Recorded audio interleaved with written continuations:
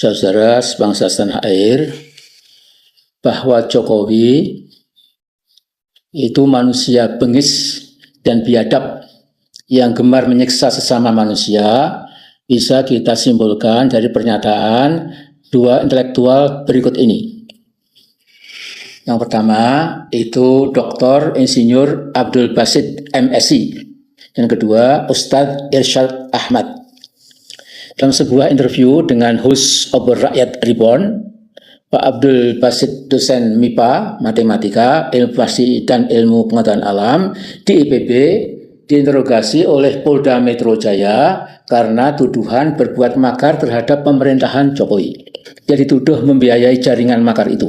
Nah, Pak Basit menyatakan bagaimana mungkin ya gaji dosen yang pas-pasan bisa membiayai sebuah gerakan makar yang dituduhkan. Tetapi tetap saja lehernya sempat dikalungi dengan ikat pinggang yang melilit lehernya dan bagian-bagian tubuhnya sempat disetrum secara sangat sadis. Penyiksaan yang dilakukan polisi itu terjadi pada akhir September 2019. Nah, Pak Basit disetrum telinganya, lidahnya, pundaknya, dan lain-lain. Dia dituduh membuat bom molotov yang sama sekali tidak ada buktinya. Tapi terus saja dipukuli oleh para algojo muda sampai Pak Basit mengalami mental breakdown. Jadi korban kedua dari kebiadaban dan kebengisan yang dilakukan oleh para polisi anak buah Jokowi adalah Ustadz Irsyad Ahmad. Pak Ustadz ini menyatakan sadisme para polisi bengis itu sempat menyetrum kemaluannya. Kata Ustadz kita ini, bagaimana sakitnya tidak bisa dilukiskan dengan kata-kata. Singkat kata, kepolisian di zaman Jokowi tanpa rasa malu sedikit pun mendemonstrasikan kebengisannya. Ya, mereka itu hakikatnya manusia-manusia berwatak iblis, dan kapan-kapan Kapolri waktu itu harus diseret ke pengadilan, entah kapan. Tetapi harus demi tegaknya keadilan. Ya.